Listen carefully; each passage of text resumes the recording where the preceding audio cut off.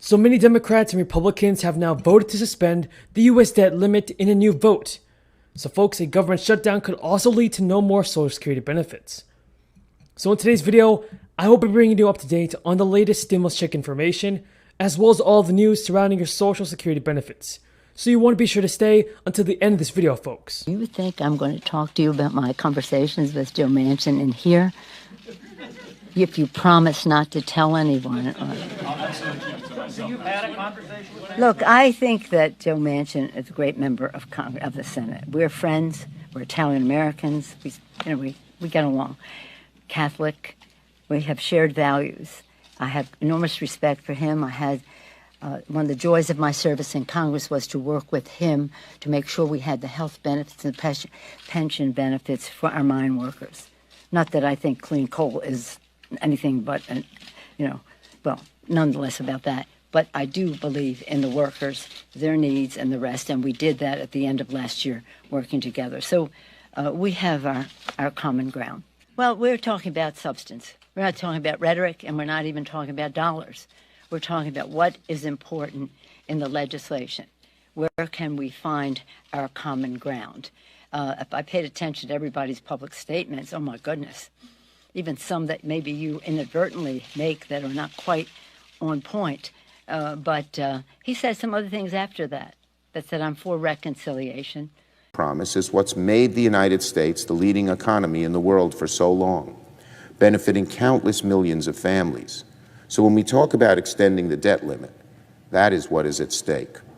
All week long, Senate Democrats presented our Republican colleagues with reasonable proposals to prevent a default from happening. We offered to hold a simple majority vote so Democrats could fix the debt ceiling ourselves. They rejected that offer. We're not even asking Republicans to vote yes, even though we know they should, but instead just to get out of the way. Just get out of the way and let us keep America's faith and credit, and let us keep the faith and credit in America's finances intact. Unfortunately, Republicans spent the weeks solidifying themselves as the party of default, the party that says America doesn't pay its bills, the party that would send our economy into unknown and dangerous territory. On Monday, Republicans unanimously blocked a measure that would have funded the government and raised the debt ceiling. On Tuesday, the Republican leader blocked a proposal to raise the debt ceiling with only Democratic votes, exactly what Republicans insisted they wanted from the start. By Wednesday, it was clear that Republicans were committed not only to voting in favor of default, but even preventing Democrats from solving this crisis on our own. Every day that Republicans continue their cynical obstruction. And now there's a Change.org petition with nearly 3 million signatures, demanding $2,000 payments for all Americans, folks. Everybody, let's get into the most important stimulus check information. Here's what you have to know. Now, do you believe that President Biden is going to do what it takes? Is going to keep his promise to the American people and send out the fourth stimulus check? Tell me, folks, in the comments below if you think that he will. As part of the American Rescue Plan stimulus relief bill, states were allowed to have $200 billion to spend towards their economic recovery from the crisis. Now, states have until the end of this year to give their money out, where they feel their states need it the most. Some states, everybody, are actually handing out their own state stimulus checks. But has your state done this? Have you received a stimulus check, everybody, from your own state? Tell me in the comments below. Everybody in the state of Texas, they have not confirmed a statewide retention bonus, but certain districts are doing their part for teachers. Fort Worth and Arlington will increase pay by 4% for all district employees. Some counties are giving their teachers a 2% raise in payments, and employees can also receive a $500 bonus and a $2,000 stimulus check when they return to work. So 2 Democrats and 1 Republican crossed their parties in the House for a vote to suspend the country's debt limit. And that's as tensions run high on both sides of the aisle, with less than a month to go until the nation is expected to default on its debt. Representatives Kurt Schrader and Jared Golden have changed party lines on Wednesday when they joined Republicans in voting no on legislation to suspend the nation's debt limit. On the opposite side of the aisle, Representative Adam Kinzinger. Representative Adam was the only Republican to vote to send the measure to the Senate.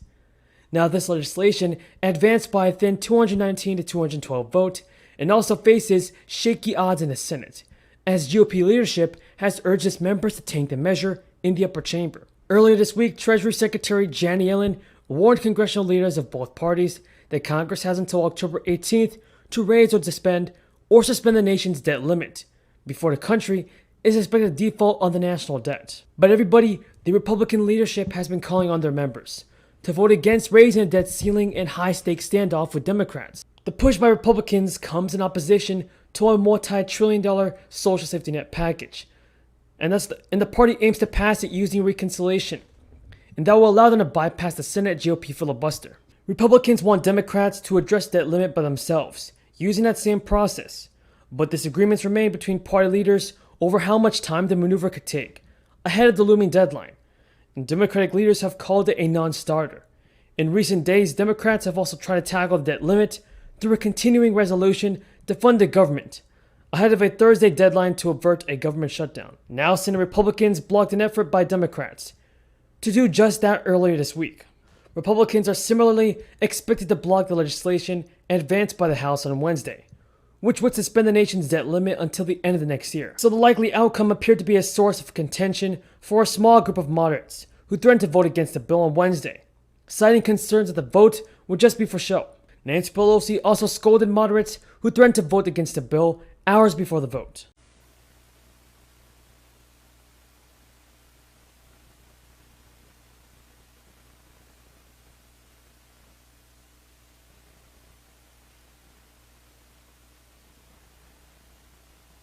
What we've seen from the Democrats this week: dysfunction, delusion, and deception.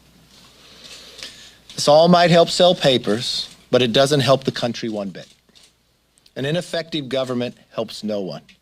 A failure in leadership helps no one. As the results have shown, it makes things worse. Our country is in a crisis. We have a border crisis. There has been over 1.5 million illegal border crossings so far under President Biden. Small towns at our southern border are overwhelmed by migrants, and a record amount of fentanyl is pouring into our country. Our Border Patrol is desperate for support. We have an inflation crisis. Americans today are paying more for everyday items than they have in over a decade. More to get to work or drive kids to practice. Businesses are paying more for the materials they need to operate. This all means higher prices for consumers and less money in your pocket. It is a tax on every single American. Then we have a labor crisis created by the Democrats. Small and local business owners can't find workers. For the workers that now show up, your government is paying others more to stay home. On the screens behind me are the stories that show just how destructive these policies are. We have a China crisis.